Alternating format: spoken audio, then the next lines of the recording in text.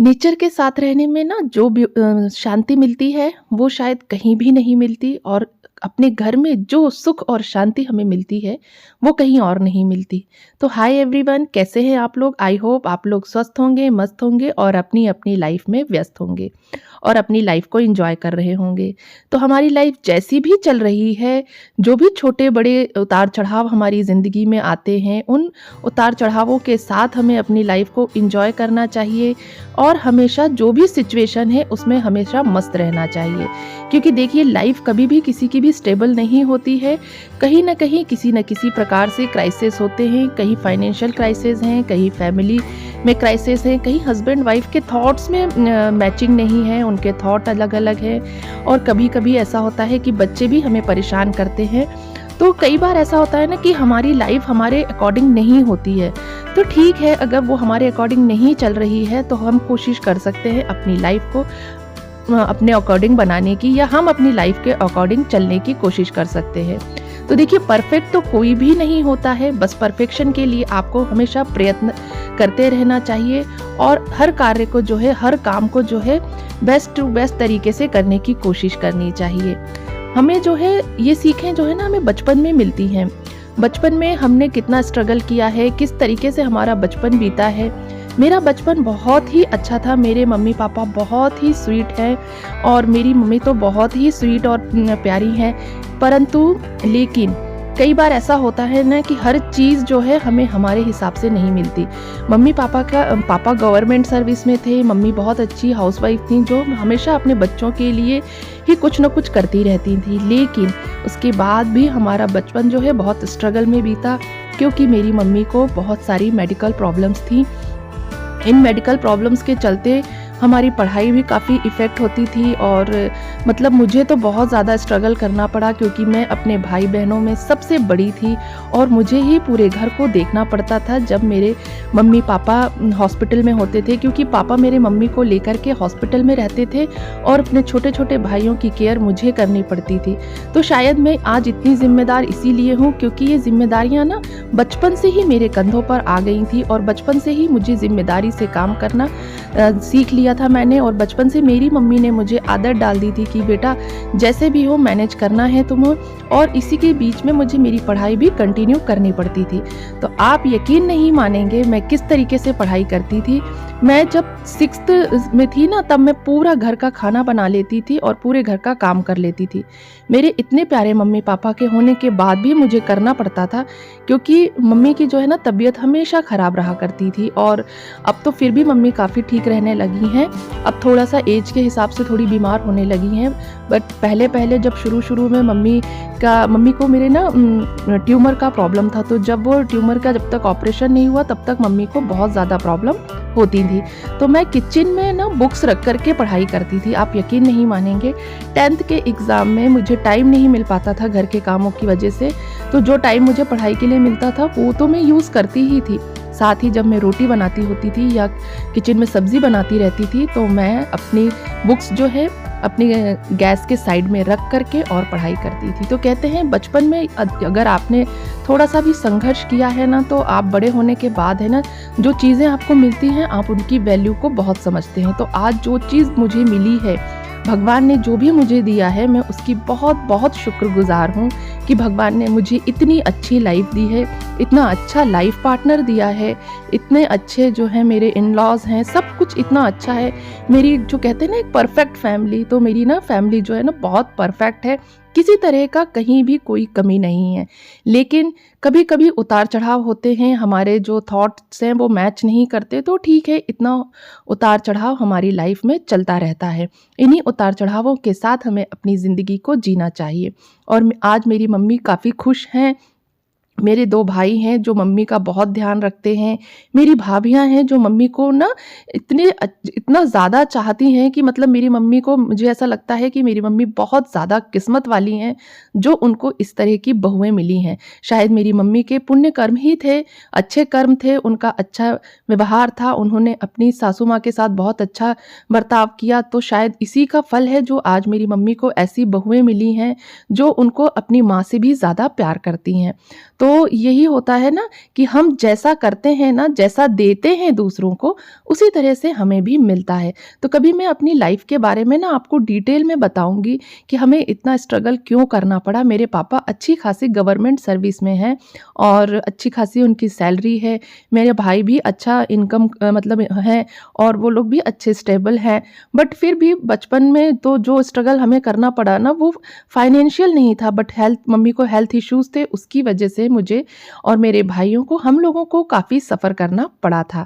तो बचपन में जो हमने सीखा है ना, आज उसकी वजह से मेरे भाई, हम लोग इतने ज़्यादा मतलब परिपक्व हो गए हैं ना हर चीज़ को लेकर के, कि किसी भी चीज़ के लिए ना हमें मतलब कहीं जाना है, घूमना है, फिरना है, इन चीज़ों की ना ज़्यादा चाह नहीं है।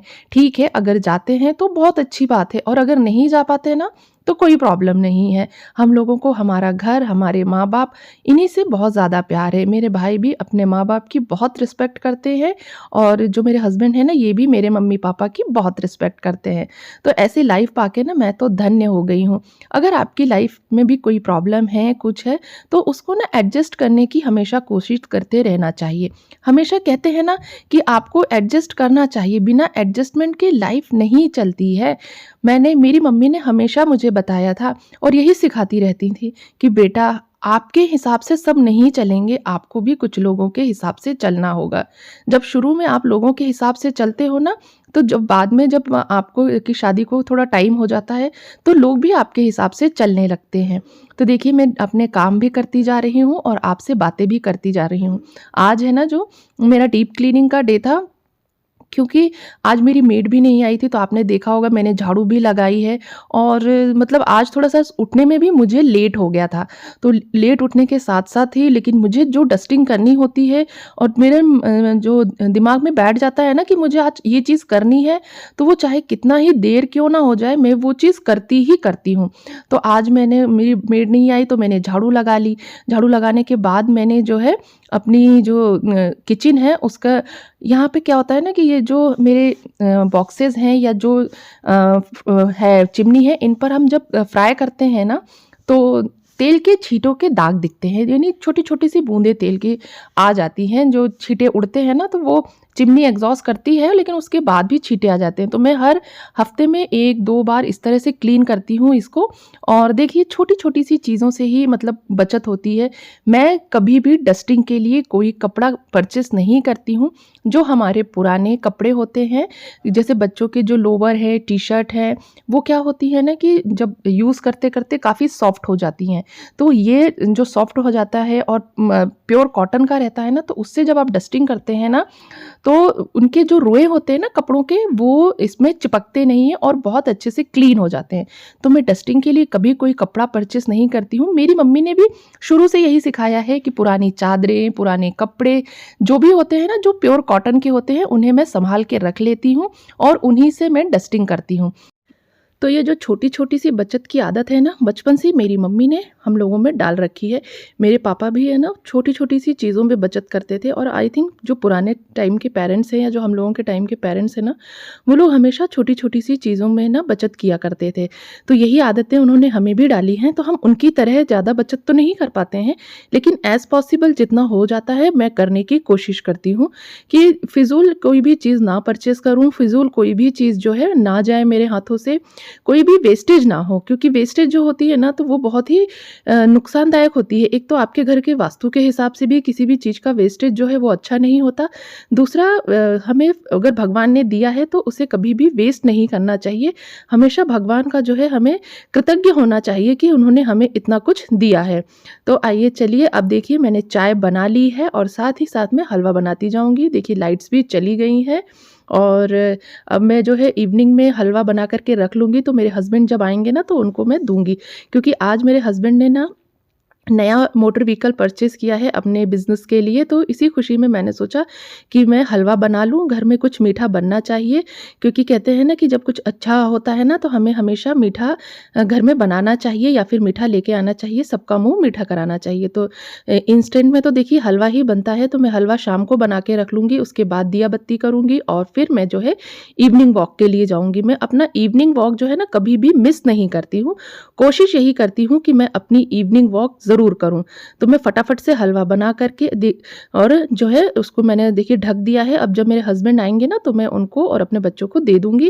और ये देखिए बच्चों ने जो है चाय के साथ बिस्किट वग़ैरह खाए थे तो कितना गंदा कर दिया है, पूरा मेसी कर दिया है। मेरा किचन है ना दिन में एक बार नहीं, मुझे लगता है कम से कम 7 से 8 बार जो है क्लीन होता होगा, क्योंकि जब भी मैं कुछ बनाती हूँ तो मैं फिर उसके बाद उसको दोबारा तुरंत से क्लीन करती हूँ, क्योंकि मुझे ना मेसी किचन बिल्कुल पसंद नहीं है।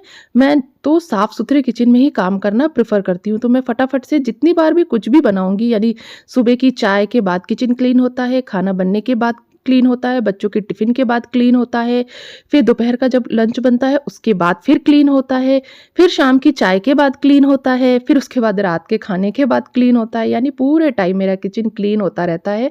इसीलिए शायद इतना क्लीन मैं किचन रखती हूँ।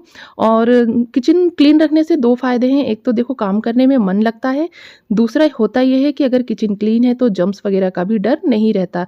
और शायद यही मतलब जो राज़ है, या जो कहें कि मेरे बच्चे इतने हेल्दी हैं, मेरे हस्बैंड मतलब हम लोग है ना बीमार वग़ैरह नहीं होते, तो शायद साफ़-सफ़ाई भी इसमें एक जो है ना मेन वो होता है हमारे किचन, कि हमारे घर में हम कितने साफ़-सफ़ाई से काम करते हैं, इसकी वजह से भी हमारे बच्चे और हस्बैंड सब हम लोग जो है बीमार नहीं होते, बैक्टीरिया नहीं होते तो बीमारियाँ नहीं होती।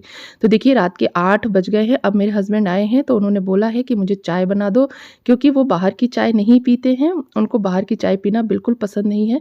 तो मैंने फटाफट से उनके लिए चाय बना दी है, और बच्चों के लिए मैं जो है पराठे वगैरह बना करके बच्चों को खाना भी दे दूँगी साथ ही साथ। और ये 8 बजे से लेकर के 10 से 11 बजे तक का जो कभी साढ़े 10, कभी 10, कभी 11 भी बज जाते हैं मुझे किचन में। तो वैसे मैं ज़्यादा से ज़्यादा कोशिश ये करती हूँ कि मैं शाम को जल्दी से लेके आऊँ, करूँ। ये मेरे हस्बैंड छोटा-सा डब्बा मिठाई का लेके आए तो मैं इतना हँस रही थी कि ये क्या है, मतलब इतना छोटा-सा क्यों खरीदा? तो उन्होंने बोला कि वहाँ पर बहुत अच्छी शॉप नहीं थी, तो इसलिए मैंने ये छोटा-सा ही डब्बा खरीद लिया, क्योंकि वो जो यार्ड होता है ना बड़ी गाड़ियों का, वो सिटी के बाहर होता है, तो वहीं आस-पास से उन्होंने खरीद ली होगी। तो ज़रा-सी उन्होंने मिठाई खरीदी और फिर बोल रहे थे कि बाद में लेके आ जाएँगे जब तुम लोगों को खानी होगी तो। तो देखिए हलवा बन गया, और मैंने प्याज़ भी चॉप कर लिए हैं। अब मेरे ना चावल सुबह के बचे हुए थे तो मैं उन्हीं को फ्राई कर लूँगी। तो मैं और मेरे हस्बैंड जो है यही चावल खाएँगे, और मेरा कुछ खाने का मन भी नहीं था। अब देखिए जैसे ही गैस मैंने कढ़ाई चढ़ाई, गैस ऑन किया, वैसे ही मुझे पता चला कि तेल ख़त्म हो गया है। तो मैंने फटाफट से फिर जो है तेल को है ना उसके फिलर में फिल किया। इस तरीके से ना जब जल्दी होती है ना तब काम है ना और दूसरे-दूसरे निकलते जाते हैं। अब ये तेल भरा है तो अब इसका डब्बा भी मुझे साफ़ करना पड़ेगा, क्योंकि अगर उसको क्लीन करके नहीं रखूँगी तो वो जहाँ पर भी रखूँगी वहाँ पर ऑयली हो जाएगा। तो जब जल्दीबाज़ी रहती है ना तब कोई ना कोई एक्स्ट्रा काम निकल ही आता है। भले इसमें 5 मिनट ही लगें, लेकिन फिर भी देखिए गैस पे कढ़ाई चढ़ी हुई है और उसके बाद तेल ख़त्म हो गया। और मुझे ना मेरी हमेशा यही आदत है, मैं पहले से सोच के रखती हूँ कि पहले से फ़िल कर लूँगी, लेकिन मैं पहले से फ़िल नहीं करती हूँ। हमेशा बाद में ही मेरा जो है ना, जैसे ही गैस पे मेरी कढ़ाई चढ़ती है ना तो मेरा जो तेल है ना हमेशा तभी मैं उसमें डिस्पेंसर में डालती हूँ। क्या आपकी भी ऐसी आदत है? मुझे ज़रूर बताइएगा। तो देखिए फटाफट से मैंने ये जो है चावल फ्राई कर लिए हैं। बच्चे जो हैं वो मेरे डिनर कर चुके हैं, उनको मैंने पराठे बना करके गरम-गरम डिनर करा दिया था। अब मैं और मेरे हस्बैंड फटाफट से ये राइस खा लेंगे और मेरे ख़्याल से इतने में हो जाएगा। मैंने उनसे पूछा कि आप पराठे खाएँगे क्या? तो उन्होंने कहा नहीं, अब मैं पराठे वग़ैरह कुछ भी नहीं खाऊँगा, बस तुम ये चावल दे दो मुझे। तो मैंने उनको चावल दे दिए। उन्हें मूँगफली जो है ऊपर से क्रिस्पी मूँगफली बहुत ज़्यादा पसंद है, तो मैंने जो है ये मूँगफलियाँ जो है डीप फ्राई कर ली थी। और देखिए उन्होंने कितना थोड़ा-सा लिया है, बस इतना सा ही खाते हैं वो, बहुत ही कम डाइट है मेरे हस्बैंड की और बहुत थोड़ा-सा खाना खाते हैं। इसलिए मैं जो है ना रात में डिनर में बहुत ज़्यादा कुछ बनाती नहीं हूँ, क्योंकि जब भी मैं बनाती हूँ वो बच जाता है। इसलिए मैं जो है लंच में ही प्रॉपर फूड बना कर दे देती हूँ। लंच वो अच्छे से करते हैं, पर डिनर में वो बहुत ही कम डिनर करते हैं। 1 या 2 रोटी ही खाते हैं। तो बस देखिए इतने से राइस में उनका हो गया। अब हम दोनों ने जो है डिनर कर लिया है। मैं डिनर करने के बाद दोबारा किचन क्लीन करती हूँ। मतलब गरम-गरम खाना प्रेफ़र करती हूँ कि गरम खा लूँ, फिर उसके बाद जो है मैं किचन क्लीन करती रहूँगी, क्योंकि देखिए उसमें भी थोड़ा टाइम तो लग ही जाता है। इतना क्लीन करने के बाद भी मुझे 10 से 15 मिनट बाद में लग जाते हैं, तो मैं एक-एक चीज़ क्लीन करके रखती हूँ।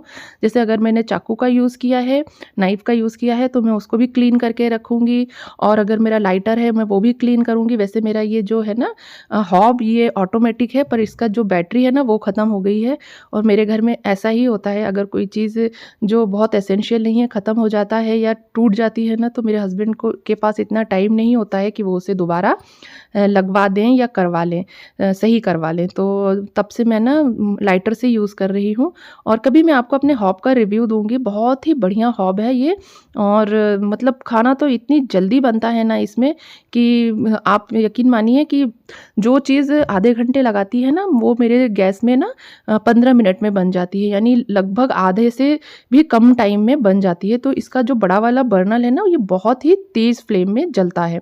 तो देखिए किचन क्लीन करने के बाद मैंने हलवा इसलिए गरम किया क्योंकि गरम-गरम हॉब को क्लीन नहीं कर सकती हूँ। उन्होंने मना किया है कि ठंडा-गरम दोनों एक साथ नहीं होना चाहिए। तो इसलिए किचन को क्लीन करने के बाद मतलब हॉब ठंडा होने के बाद ही मैं उसे क्लीन करती हूँ। गरम हॉब में क्लीन नहीं करती हूँ, नहीं तो जो इसका ग्लास है ना, इसके चटकने का डर रहता है। तो देखिए मेरा पूरा काम हो गया, किचन क्लीन हो गया। हलवा लेके अब मैं ऊपर जाऊँगी और अपने हस्बैंड को हलवा दूँगी और देखिए अब मैं लाइट्स ऑफ करके सोने जा रही हूँ। ये अप्रॉक्स 10 बज गए हैं और 10 बजे तक का मेरा रूटीन जो सुबह 7 बजे से 10 बजे तक का आज रूटीन मैंने आपके साथ शेयर किया है। आई होप आपको आज का ये ब्लॉग पसंद आया होगा। ब्लॉग पसंद आया हो तो लाइक और कमेंट कीजिए और चैनल को सब्सक्राइब कीजिए। Bye bye.